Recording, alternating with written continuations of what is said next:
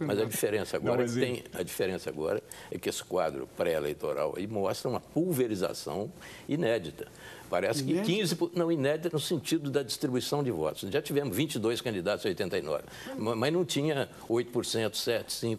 Agora está tudo assim. Parece que 14% já leva para o segundo turno. E ali no centro, chamado centro político, onde está o Michel Temer e tantos outros, há um congestionamento muito grande. Como é que o senhor espera que ocorra um certo entendimento ali, diferente desse seu com o Brizola? Não é entendimento. Está cedo ainda, certo? Eu acho que exatamente está cedo. Eu acho que o processo eleitoral não começou.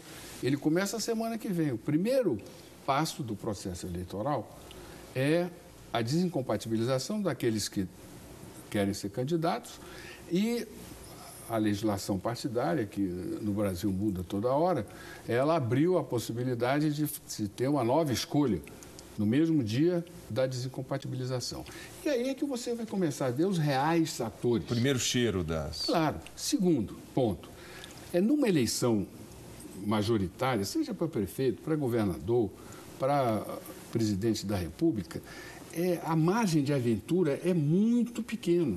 Você tem o cacareco, você tem coisas exóticas, para eleição para deputado, para eleição para senador, mas para governador, presidente, não.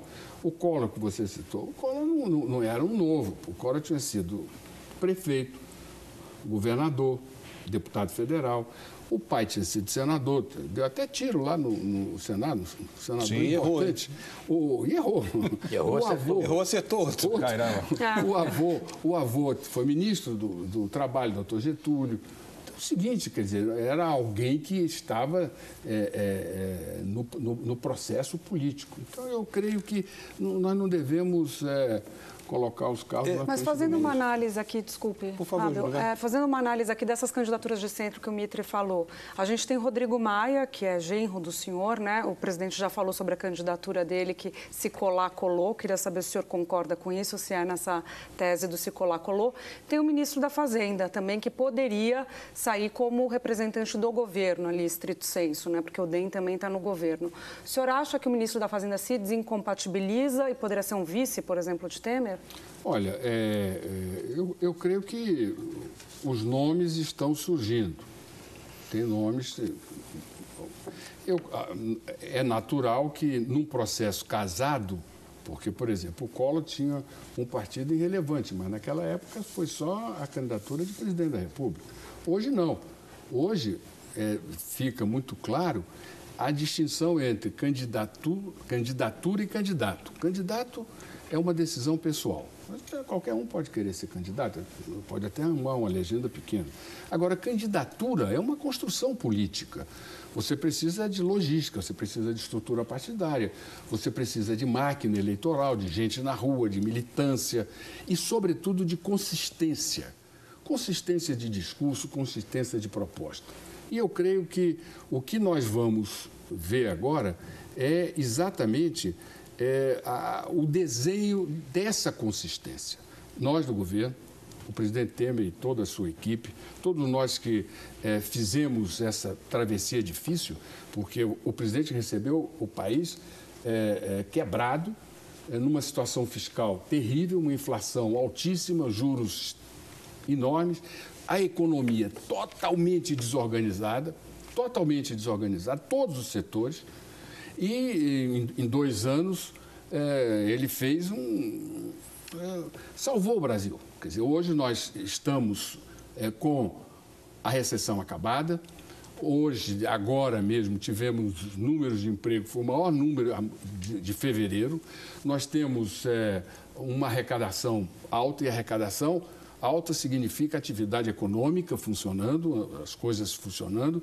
Nós temos um conjunto de mudança, uma inflação muito baixa. E esses números, entendam, Não, eu não estou falando de estatística, eu estou falando de qualidade de vida das pessoas. Mas o senhor acha que o bem-estar que a evolução econômica produz chegará à população brasileira em tempo disso significar uma força para a candidatura do governo? Olha, por enquanto, a percepção ainda não está clara.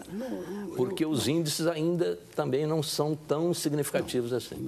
Eu acho que está claro. As pessoas estão percebendo que estão pagando mais, estão comprando mais. Você acha que já chegou até... Estão comprando mais no supermercado. Mas boa vontade com o governo não aparece nas pessoas. Está claro. As pessoas percebem que estão comprando mais barato.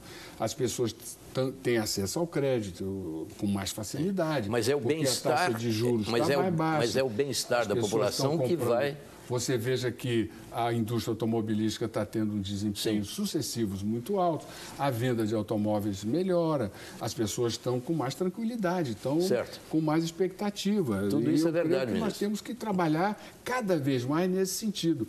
E, sobretudo, fazer com que, na eleição, o grande debate da eleição não seja futrica, mas sim a definição do rumo do país. Sim, mas nós vamos perder essas conquistas que tivemos com muito sacrifício ou vamos continuar para que nós possamos garantir desenvolvimento sustentável? Essa é a grande questão, mas a minha pergunta é a seguinte: o bem-estar da população é o que vai mexer na popularidade do governo.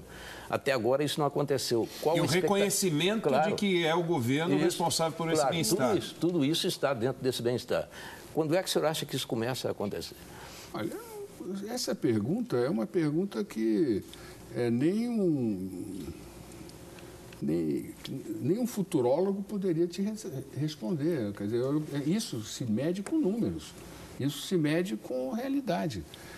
Eu, por exemplo, a percepção que eu tenho não é uma percepção tão pessimista quanto esta. Eu vejo as pessoas se empregando, porque os números de emprego estão aí. Sim. Eu vejo as pessoas tendo acesso ao supermercado, comprando mais, e os resultados dos supermercados e da economia popular, eles são muito mais robustos do que antes. Eu vejo as pessoas comprando seu carro, eu vejo as pessoas comprando a crédito, melhorando as condições da sua casa. Ou seja, eu vejo ganhos efetivos. Agora, esse conjunto, nós vamos ter a oportunidade no processo eleitoral de aprofundar e ampliar. Bom, nós vamos fazer um intervalo aqui, voltamos, a gente tem muito assunto para falar ainda dessa interação entre economia e política, então a gente volta já para continuar aqui a entrevista com o ministro Moreira Franco. Até já.